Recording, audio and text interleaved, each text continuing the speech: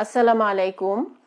Barua virtual school Comilla থেকে আমি কোহিনুর কবিতা, সহকারী শিক্ষক বাংলা, বড়ুয়া হাজী নওয়াব আলী পাইলট উচ্চ বিদ্যালয়। আজকে লাইভ ক্লাসে সবাইকে স্বাগত জানাচ্ছি। তো প্রিয় শিক্ষার্থীরা, কেমন আছো? আশা করি সবাই ভালো আছো। আমরা একটু বিরতি দিয়ে বাংলা ক্লাস আজকে আবার শুরু করতে যাচ্ছি। তাহলে চলো আমরা আমাদের ক্লাসে যাই। আজকে আমরা যেটা করব সেটা হচ্ছে আমরা দশম শ্রেণীর একটি ক্লাস করব। আমি এখানে আসলে দশম শ্রেণী না বলে আমি তোমাদেরকে বলতে চাই যে তোমরা হচ্ছে এসএসসি পরীক্ষার্থী। নানা দোটানায় আছো তোমরা, যে পরীক্ষা হবে কিনা বা আমরা এখন কি করব, আমাদের পড়াশোনা অনেক পিছিয়ে গেছে, এ সমস্ত দুশ্চিন্তা থেকে বেরিয়ে এসে আমি বলবো তোমরা পড়াশোনায় মনোযোগী হও। কারণ তোমাদের কি হচ্ছে, তোমাদের কিন্তু এসএসসি পরীক্ষা দিতে হবে, হয়তো কিছুটা পিছিয়ে হতে পারে। তো চলো আমরা দশম শ্রেণীর ক্লাস শুরু করতে যাচ্ছি। আজকে আমরা দশম শ্রেণীর বাংলার খুবই গুরুত্বপূর্ণ একটি অধ্যায় নিয়ে আলোচনা করব।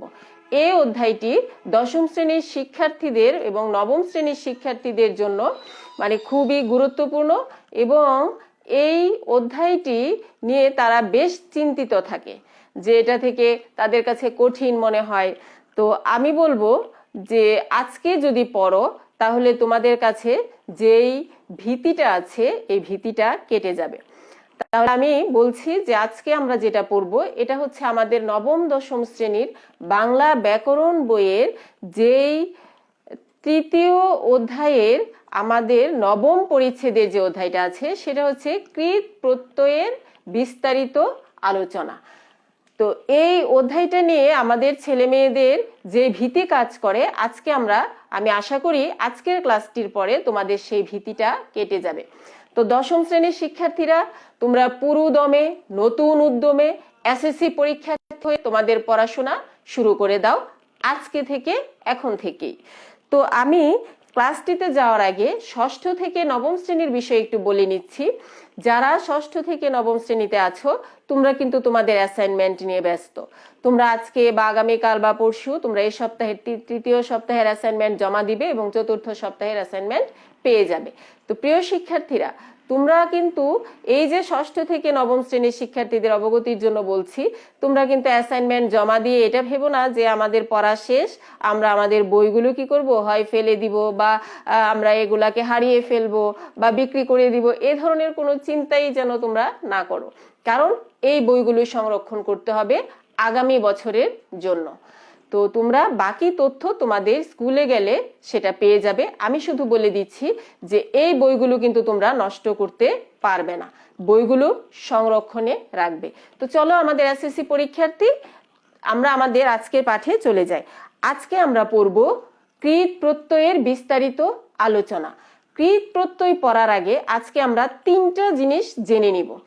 আমাদের প্রথম প্রকৃতি প্রত্যয়, তারপরে আমরা কৃত প্রত্যয়ের বিস্তারিত আলোচনায় যাব। তাহলে আমাদের হচ্ছে প্রথমে প্রকৃতি। প্রকৃতি কি, প্রকৃতি কাকে বলে, প্রকৃতি কত প্রকার, বাংলা ব্যাকরণে প্রকৃতি আসলে কি, আমরা প্রথমে তার ব্যাখ্যা, সংজ্ঞা, উদাহরণ, ক্লাসিফিকেশন, তারপরে আমরা চিনব প্রত্যয় কি, প্রত্যয় কাকে বলে, প্রত্যয়ের শ্রেণীকরণ। তারপরে প্রত্যয় যখন আমরা চিনে যাব তখনই কিন্তু আমাদের বের হয়ে যাবে কৃত প্রত্যয় জিনিসটা কি এবং তার বিস্তারিত আলোচনা। তো এই প্রকৃতি প্রত্যয় ও কৃত প্রত্যয়ের এই অধ্যায়টাকে ক্লাসটাকে আমরা দুইটা ভাগে ভাগ করব। আজকে আমরা পড়ব প্রকৃতি প্রত্যয় এবং কৃত প্রত্যয়। আগামী ক্লাসে আমরা পড়ব তথিত প্রত্যয়ের বিস্তারিত আলোচনা এবং আমাদের পরীক্ষায় কিভাবে প্রশ্ন আসে প্রকৃতি থেকে বা প্রত্যয় থেকে আমরা সে ব্যাপারে আলোচনা করব। তাহলে চলো আমরা আগে প্রকৃতি কি এবং প্রত্যয় কি জেনে নিই। প্রকৃতি, প্রকৃতি শব্দটা আসলে এর অর্থ হচ্ছে মূল, মৌলিক, যেখানে কোনো ধরনের মিশ্রণ থাকে না, তাই না? এটা কিন্তু আমরা সবাই জানি, যেখানে কোনো ধরনের মিশ্রণ থাকবে না, ভেজাল মুক্ত, যেটাকে বিশ্লেষণ করলে ওই জিনিসটা ছাড়া অন্য কোনো জিনিস পাওয়া যাবে না, তাকে বলা হয় প্রকৃতি। তাহলে বাংলা ব্যাকরণে প্রকৃতি কাকে বলে বা প্রকৃতি কি আমরা একটু দেখে নিই। প্রকৃতি যে শব্দকে বা কোনো শব্দের যে অংশকে আর কোনো ক্ষুদ্রতর অংশে ভাগ করা যায় না তাকে প্রকৃতি বলে। আবারও বলছি, বাংলা ব্যাকরণে প্রকৃতি হচ্ছে যে শব্দগুলোকে বা কোনো শব্দের যে অংশকে বিশ্লেষণ করলে ওই শব্দগুলো কেবলমাত্র বর্ণগুলো আলাদা হবে, ওই শব্দগুলোর ভিতরে আর কোনো কিছু পাওয়া যাবে না, অর্থাৎ শব্দগুলোকে ভাগ করা যায় না, তাকে বলা হয় প্রকৃতি। যেমন ধরো, আমরা একটা উদাহরণ নিয়েছি ফুল, বা এরপরে আমরা একটা উদাহরণ নিয়েছি চল, তারপরে নিয়েছি হাত।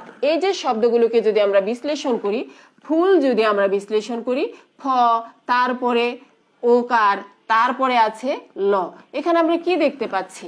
অর্থাৎ এটা হচ্ছে আমাদের ফুল এই শব্দটা। এই শব্দটাকে বিশ্লেষণ করলে আমরা কেবলমাত্র বর্ণগুলো আলাদা হয়েছে দেখতে পাচ্ছি। এরপরে যদি আমরা বলি চল, এটাও একটা মূল শব্দ বা মূল শব্দের মূল অংশ। এইখানে আমরা এটাকেও বিশ্লেষণ করলে কেবলমাত্র বর্ণগুলো আলাদা করে পাই। তারপরে লিখেছি হাত, হ, আ, ত।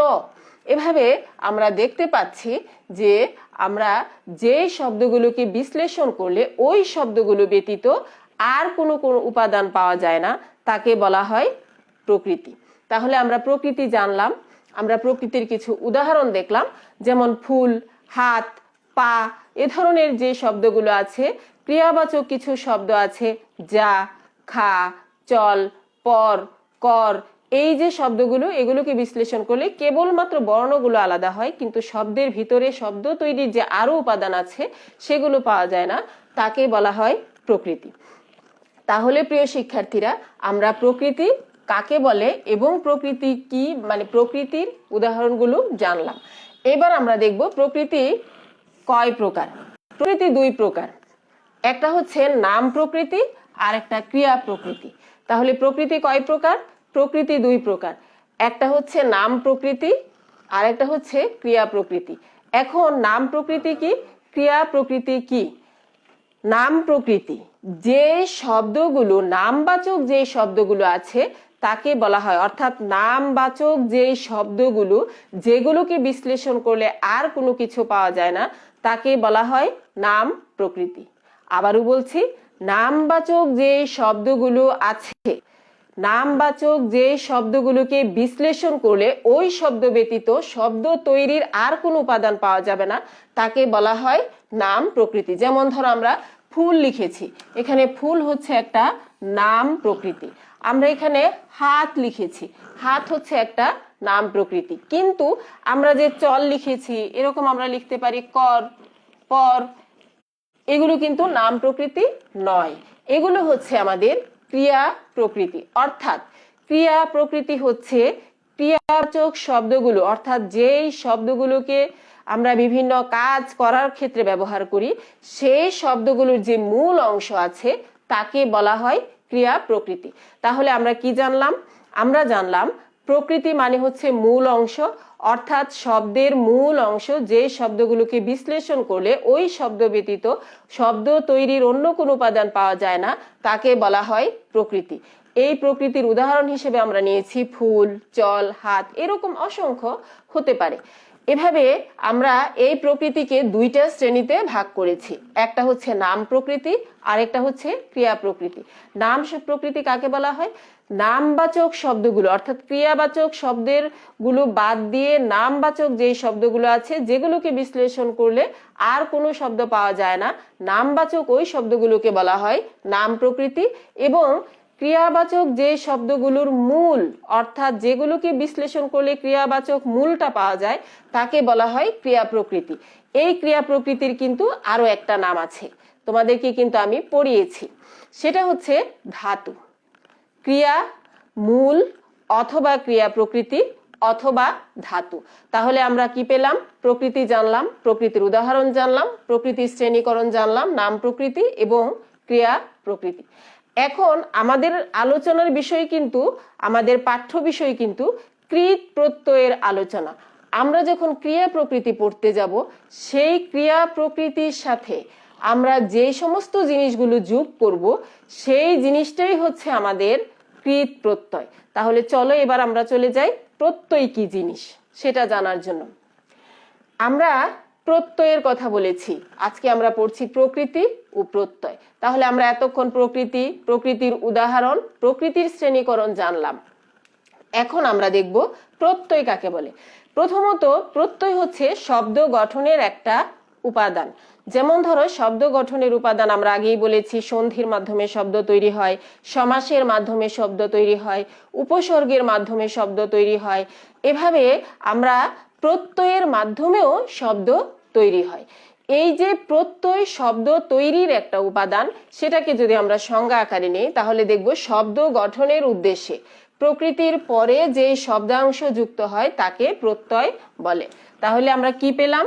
শব্দ গঠনের উদ্দেশ্যে প্রকৃতির পরে শব্দাংশ, যেই শব্দাংশ যুক্ত হয় তাকে প্রত্যয় বলে। তাহলে কি পেলাম? আমরা আগেই বলেছি প্রত্যয় হচ্ছে শব্দ গঠনের একটা উপাদান। তাহলে শব্দ গঠনের উদ্দেশ্যে প্রকৃতির পরে, আমরা প্রকৃতি চিনেছি, তারপরে আমরা যা যুক্ত করব তাই হচ্ছে আমাদের প্রত্যয়। আমরা যদি একটু এখানে আমরা প্রকৃতির উদাহরণগুলো পেয়েছি, এবার আমরা দেখব এই প্রকৃতির সাথে কিভাবে আমরা প্রত্যয় যোগ করে নতুন শব্দ তৈরি করতে পারি। আমরা লিখেছি ধরো হাত, এটা কি প্রকৃতি বলো তো? এটা হচ্ছে নাম প্রকৃতি, তাই না? কারণ এটা একটা নামবাচক শব্দ। এটার সাথে যদি আমি হাতের সাথে হাত যোগ ল যোগ করি তাহলে কি হয়েছে? আমার আরেকটা শব্দ তৈরি হয়েছে। তাহলে এই লটা হচ্ছে আমার প্রত্যয়। প্রকৃতির সাথে, মূল শব্দের সাথে এই ল যুক্ত হয়ে আমার আরেকটা নতুন শব্দ তৈরি হয়েছে হাতল, তাই না? তাহলে এটাকে আমরা বলছি প্রকৃতি। আর যেটা যুক্ত হয়েছে, যেই শব্দ অংশটা, এটা একটা বর্ণ হতে পারে অথবা একাধিক বর্ণ হতে পারে, যুক্ত হয়ে আমার তৈরি হয়েছে হাতল। তাহলে আরেকটা নতুন শব্দ আমি পেয়েছি। তাহলে হাত হচ্ছে আমার প্রকৃতি, ল হচ্ছে আমার প্রত্যয়। তাহলে আমরা পেলাম প্রকৃতি এবং প্রত্যয় দিয়ে আমরা একটা নতুন শব্দ তৈরি করেছি। এখন আমরা আরেকটা শব্দ তৈরি করি। যে ধরো চল, এটা হচ্ছে আমার একটা শব্দ। চলের সাথে আমি যদি অন্ত যোগ করি তাহলে কি হবে? চলন্ত। তাহলে চল হচ্ছে একটা ক্রিয়া প্রকৃতি, অন্ত আমি যোগ করলাম, এই অন্ত যোগ করে আমরা পেয়েছি চলন্ত। এটাকে বলা হয় কৃত প্রত্যয়। অর্থাৎ যেহেতু এটা ক্রিয়া প্রকৃতির সাথে যুক্ত হয়েছে, ক্রিয়া প্রকৃতির একটা নাম হচ্ছে ক্রিয়া প্রকৃতি, এটার আরেকটা নাম ক্রিয়ামূল, অথবা এটাকে ধাতুও বলা হয়। তাহলে প্রকৃতির সাথে যে শব্দাংশ যুক্ত হয়ে নতুন শব্দ তৈরি করে তাকে বলা হয় প্রত্যয়। তাহলে এখানে ল আমাদের প্রত্যয়, অন্ত আমাদের প্রত্যয়। এখানে ল দিয়ে আমরা পেয়েছি হাতল, নতুন শব্দ। আমরা চল অন্ত, চলন্ত পেয়েছি নতুন শব্দ। তাহলে প্রত্যয় যোগ করে আমরা নতুন শব্দ পেয়েছি। এখন আমরা এই প্রত্যয়ের ক্লাসিফিকেশন, এই প্রত্যয়ের যে কৃত প্রত্যয়ের বিস্তারিত আলোচনা আমরা একটু সে জায়গায় যাব। তাহলে তোমরা কিন্তু প্রকৃতি চিনতে পেরেছো, প্রকৃতির সংজ্ঞা জেনেছো, প্রকৃতির শ্রেণীকরণ জেনেছো, উদাহরণ জেনেছো। অর্থাৎ প্রকৃতি চিনতে হবে। প্রকৃতি যদি না চিনো তাহলে কিন্তু প্রত্যয় পড়া যাবে না। তাহলে আমরা প্রত্যয় জানলাম এবং প্রত্যয়ের কিছু উদাহরণ আমরা দেখলাম। এখন আমরা চলে যাব এই প্রত্যয়ের শ্রেণীকরণ। এই প্রত্যয়ের শ্রেণীকরণ পড়লেই কিন্তু আমাদের কৃত প্রত্যয়ের যে বিস্তারিত আলোচনা সেটা আমাদের কাছে পরিষ্কার হয়ে যাবে। তাহলে চলো এখন আমরা দেখি প্রত্যয়ের শ্রেণীকরণ। প্রত্যয় কি জিনিস আমরা পেয়ে গেছি। প্রত্যয় মানে হচ্ছে মূল শব্দের সাথে যে বর্ণ বা বর্ণ সমষ্টি যুক্ত হয় তাকে বলা হয় প্রত্যয়। যেমন ধরো আমরা পেয়েছি চল, এটা একটা মূল শব্দ। কি ধরনের মূল শব্দ? এটা ক্রিয়াবাচক মূল শব্দ। এটাকে বলা হয় ক্রিয়া প্রকৃতি। এটার সাথে আমরা অন্ত যোগ করেছি, আমরা এটার সাথে অন যোগ করে বলতে পারি চলন, তাই না? এরকম ভাবে আমরা লিখেছি হাত হয়েছে হাতল, আমরা লিখতে পারি ফুল, ফুলের সাথে যদি হয় ফুলেল, এল যোগ করলে আমরা কি হয়? ফুলেল। এভাবে আমরা দেখতে পাই যে মূল শব্দের সাথে পরবর্তীতে যেটা যোগ হয় সেটাই হচ্ছে আমাদের প্রত্যয়, এবং এটা যুক্ত হয়ে নতুন শব্দ তৈরি করে, তাকে বলা হয়, আমাদের নতুন শব্দ যখন তৈরি হবে প্রত্যয়ান্ত শব্দ বলা হয়। কি শব্দ? প্রত্যয়ান্ত শব্দ। এই প্রত্যয়ান্ত শব্দগুলোকে আমরা এখন দেখব যে এই প্রত্যয় কয় প্রকার। প্রত্যয় হচ্ছে দুই প্রকার।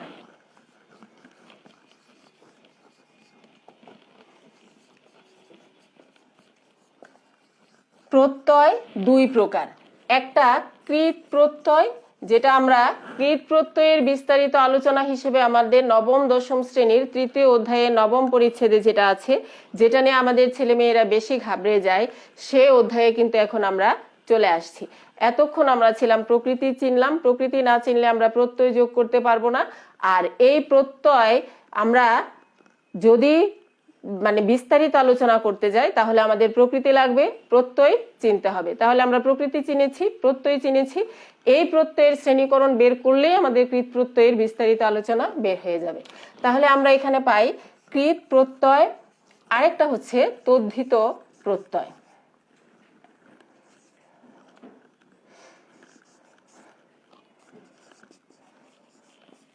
তাহলে প্রিয় শিক্ষার্থীরা এবার খেয়াল করো, প্রত্যয়কে আমরা দুইটা শ্রেণীতে ভাগ করেছি, একটা হচ্ছে কৃত প্রত্যয়, একটা তদ্ধিত প্রত্যয়। কৃত প্রত্যয় কাকে বলে? কৃত প্রত্যয় হচ্ছে ক্রিয়াবাচক শব্দগুলোর যেই মূল অংশ আছে, মূলের সাথে যেই প্রত্যয় যুক্ত করা হয় তাকে বলা হয় কৃত প্রত্যয়। আমরা একটা উদাহরণ নিয়েছি, যেমন ধরো আমরা পেয়েছি কি, আমরা লিখতে পারি চল, লিখতে পারি আমরা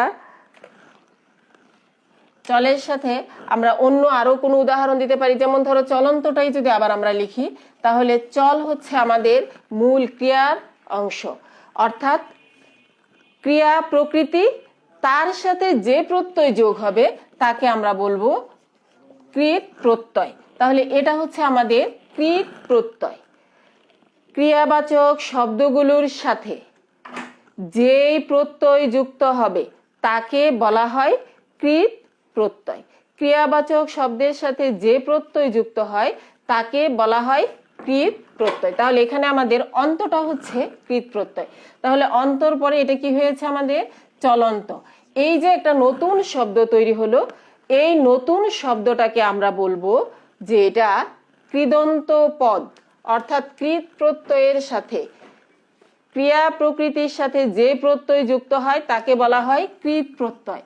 তাহলে এখানে আমাদের অন্তটা হচ্ছে কৃত প্রত্যয়, এই অন্ত যুক্ত হয়ে আমরা পেয়েছি চলন্ত, এটাকে আমরা বলবো কৃদন্ত পদ।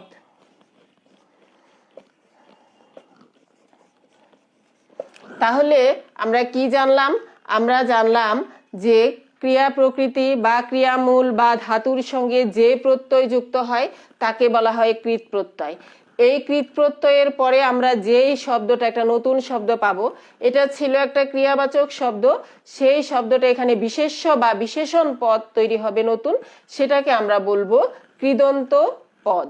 তাহলে আমরা কৃত প্রত্যয় চিনলাম। তোমরা কি কৃত প্রত্যয় বুঝতে পেরেছো? এইবার আমরা যাব তদ্ধিত প্রত্যয় কাকে বলে। তদ্ধিত প্রত্যয় হচ্ছে শব্দ অর্থাৎ নাম প্রকৃতির সাথে যে প্রত্যয় যোগ হয় তাকে বলা হয় তদ্ধিত শব্দ। যেমন হাত একটা নামবাচক শব্দ, তার সাথে ল যুক্ত হয়ে নতুন শব্দ হয়েছে হাতল। এখন আমরা যদি দেখি এই লটা হচ্ছে আমার তদ্ধিত প্রত্যয়। কেন লটা তদ্ধিত প্রত্যয়? কারণ এখানে এটা নামবাচক শব্দের সাথে যুক্ত হয়েছে। তাহলে নামবাচক শব্দের সাথে যদি যুক্ত হয় তাহলে এটার নাম তদ্ধিত প্রত্যয়।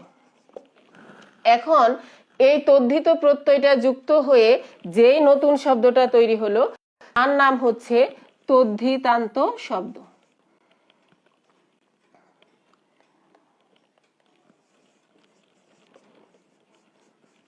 তাহলে এটাকে আমরা বলছি তদ্ধিত প্রত্যয়, যাকে আমরা প্রত্যয় যোগ করে পেয়েছি তদ্ধিতান্ত পদ। আর কৃত প্রত্যয়ের সাথে যে প্রত্যয় তৈরি হয়েছে তাকে আমরা বলছি কৃদন্ত পদ।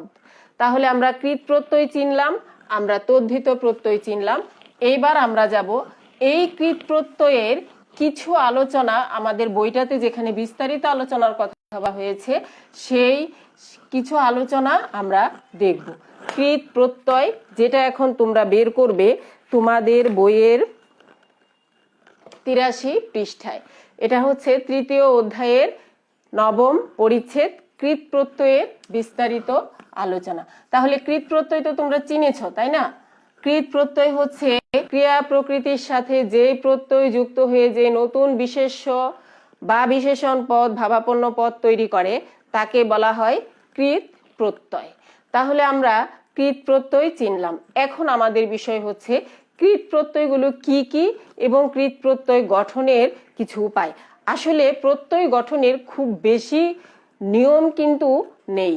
এখানে তুমি বলার সময়, মানুষ ভাষা শব্দ ব্যবহারের সময় তার প্রয়োজন মতো যেই বর্ণগুলো ব্যবহার করে আসলে সেগুলোই মূলত প্রত্যয় হিসেবে ব্যবহৃত হয়। যেমন ধরো আমরা যদি একটা কথা বলি হার এবং জিত, এটা দিয়ে যদি একটা বাক্য গঠন করি আমরা, এই মামলায়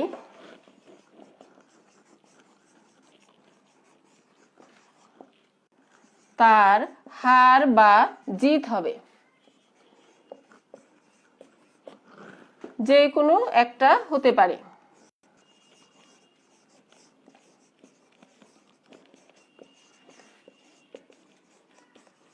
আমরা যদি এখানে এই বাক্যটির দিকে তাকাই তাহলে দেখব যে এই মামলায় তার হার বা জিত যে কোনো একটা হতে পারে। এখানে যে আমরা হার শব্দটা নিয়েছি, এখানে দেখো কোনো প্রত্যয় কিন্তু যুক্ত হয়নি, অর্থাৎ এখানে হার যেই মূল শব্দটা আছে সেই মূল শব্দটাই কিন্তু এখানে আছে। জিত যেভাবে আছে মূল শব্দের সাথে অন্য কিছু হয়নি, না হয়ে শব্দে বাক্যের মধ্যে কিন্তু এটা পরিপূর্ণ অর্থ প্রকাশ করে এটা যুক্ত হয়েছে। তাহলে এখানে হার ও জিত যেই মূল অংশটা আছে এটাকে আমরা বলবো যে এখানে শূন্য প্রত্যয় যুক্ত হয়েছে, অর্থাৎ যেখানে কোনো ধরনের প্রত্যয় যুক্ত হয় না তাকে বলা হয় শূন্য প্রত্যয়। তাহলে এভাবে আমরা দেখতে পারি। তাহলে আমরা শূন্য প্রত্যয় পাই।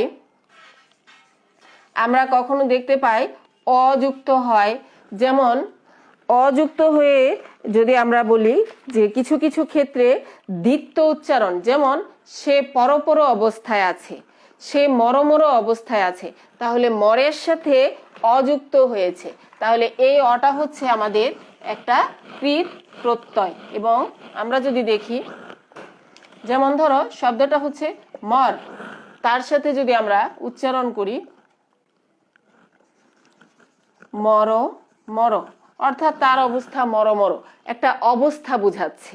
এখানে যদি আমরা দেখি যে তাহলে এখানে আমরা কি একটা অপ্রত্যয় যুক্ত করেছি, তাহলে আমরা শূন্য প্রত্যয়, অপ্রত্যয়, আপ্রত্যয় এরকম আমরা পাই, অনাপ্রত্যয়।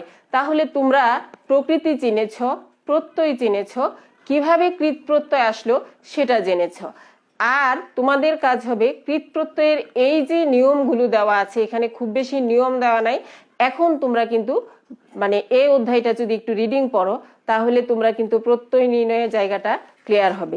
তার আগে একটা জিনিস আমরা বলে দেই যে প্রত্যয় নির্ণয়ের ক্ষেত্রে গুণ ও বৃদ্ধি একটা কথা আছে, অর্থাৎ এখানে যখন আমি প্রত্যয় নির্ণয় করতে যাব অনেক সময় আদিস্বরের পরিবর্তন হয়, এটাকে বলা হয় গুণ। যদি আমি একটা উদাহরণ বলি তাহলে ধরো চীন,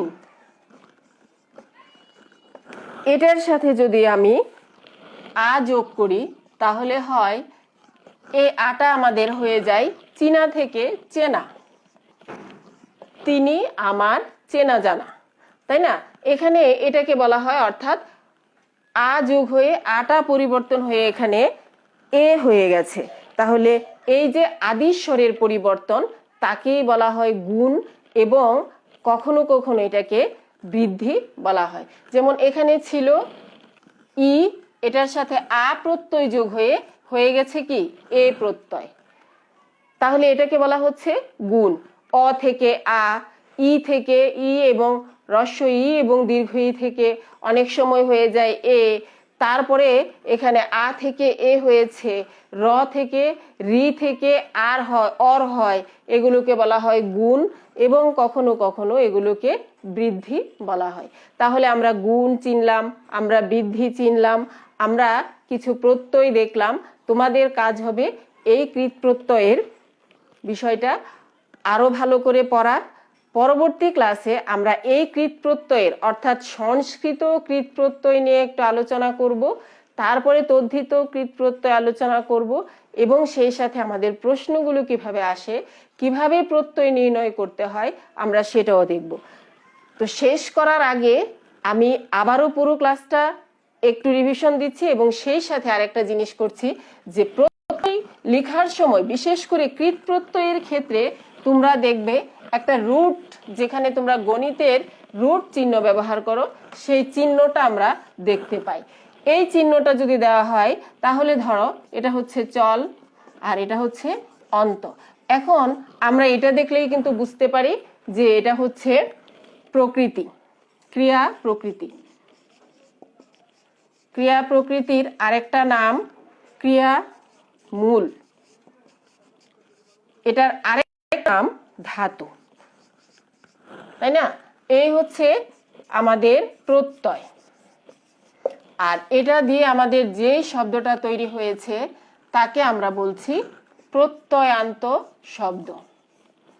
যেহেতু প্রত্যয় যুক্ত করে আমরা নতুন শব্দ পেয়েছি, তাহলে আমরা কি পেলাম? মূল শব্দ পেলাম, যেটাকে আমরা প্রকৃতি বলছি, এবং যেহেতু কৃত প্রত্যয়ের ক্ষেত্রে এটাকে আমরা প্রকৃতির চিহ্নটাকে দিয়ে প্রকৃতি বুঝিয়েছি, এবং অন্ত এটা হচ্ছে আমাদের প্রত্যয়। এই মূল শব্দটাকে ক্রিয়া প্রকৃতি, ক্রিয়া মূল বা ধাতু বলা হয়, এবং তারপরে যে অংশটা যুক্ত করা হয় তা হচ্ছে আমাদের প্রত্যয়। এই প্রত্যয় যুক্ত করে আমরা যেই নতুন শব্দ পেয়েছি সেটাকে বলা হয় প্রত্যয়ান্ত শব্দ। তাহলে প্রিয় শিক্ষার্থীরা, আজকে আমরা জানলাম প্রকৃতি। প্রকৃতি মানে মূল, মৌলিক। বাংলা ব্যাকরণে শব্দের মূল অংশকে, যে শব্দটাকে বিশ্লেষণ করলে আর অন্য কোনো উপাদান পাওয়া যায় না, তাকে বলা হয় প্রকৃতি। এই প্রকৃতিকে আমরা শব্দ কিছু বলতে পারি, ফুল, হাত, পা, বই, খাতা, অসংখ্য শব্দ। অর্থাৎ যেগুলোকে বিশ্লেষণ করলে কেবলমাত্র বর্ণগুলো আলাদা হবে, নতুন কোনো উপাদান পাওয়া যাবে না, তাকে বলা হয় প্রকৃতি। এই প্রকৃতিকে দুইটা শ্রেণীতে ভাগ করা হয়, একটা হচ্ছে নাম প্রকৃতি, আরেকটা ক্রিয়া প্রকৃতি। নাম প্রকৃতি মানে নামবাচক শব্দগুলো, ক্রিয়াবাচক শব্দ বাদ দিয়ে যত নামবাচক শব্দ আছে তার যে মূল অংশ সেটাই হচ্ছে আমাদের নাম প্রকৃতি। ক্রিয়াবাচক যে শব্দগুলো আছে সেই ক্রিয়াবাচক শব্দগুলোকে আমরা বলছি ক্রিয়া প্রকৃতি। এই ক্রিয়া প্রকৃতির আরেকটা নাম ক্রিয়ামূল অথবা ধাতু। এই ধাতু বা ক্রিয়ামূল বা প্রকৃতির সাথে নামবাচক শব্দের সাথে যে উপাদান যুক্ত হয়ে নতুন শব্দ তৈরি করে তাকে বলা হয় প্রত্যয়। যে নতুন শব্দ তৈরি করবে, প্রত্যয় যুক্ত হয়ে যে নতুন শব্দ তৈরি করবে তাকে বলা হয় প্রত্যয়ান্ত শব্দ। এই প্রত্যয়কে দুইটা শ্রেণীতে ভাগ করা হয়, একটা হচ্ছে কৃত প্রত্যয় আর একটা হচ্ছে তদ্ধিত প্রত্যয়। কৃত প্রত্যয় হচ্ছে ক্রিয়ামূল বা ক্রিয়া প্রকৃতি বা ধাতুর সঙ্গে যে বর্ণ বা বর্ণ সমষ্টিগুলো আমরা যুক্ত করে যেই শব্দ পাই, নতুন শব্দ, সেটাকে আমরা বলবো কৃত প্রত্যয়। যে নতুন শব্দ পাবো তার নাম কৃদন্ত শব্দ। আর তদ্ধিত প্রত্যয় হচ্ছে নামবাচক শব্দগুলোর সাথে যে ধরনের প্রত্যয়, বর্ণ বা বর্ণ সমষ্টি যুক্ত করে আমরা নতুন শব্দ পাবো তাকে বলবো আমরা তদ্ধিতান্ত শব্দ বা তদ্ধিতান্ত পদ। এভাবে আমরা কৃত প্রত্যয় এবং তদ্ধিত প্রত্যয় আজকে চিনলাম। কৃত প্রত্যয়ের কিছু বিস্তারিত আলোচনা আছে, তদ্ধিত প্রত্যয়ের বিস্তারিত আলোচনা আছে, এবং সেই সাথে সংস্কৃত কৃত প্রত্যয়টা আমরা পড়ব, এবং কিভাবে পরীক্ষায় প্রশ্ন আসে আমরা আগামী ক্লাসে সেগুলো দেখব। তো সবাইকে আজকের ক্লাসে সকল যারা ছিলে তাদের সবাইকে ধন্যবাদ জানিয়ে আজকে এখানেই শেষ করছি। আশা করি পরবর্তী ক্লাসগুলোতেও তোমরা আমার সঙ্গে থাকবে। সবাইকে ধন্যবাদ, ভালো করে পড়াশোনা করবে। আল্লাহ হাফেজ।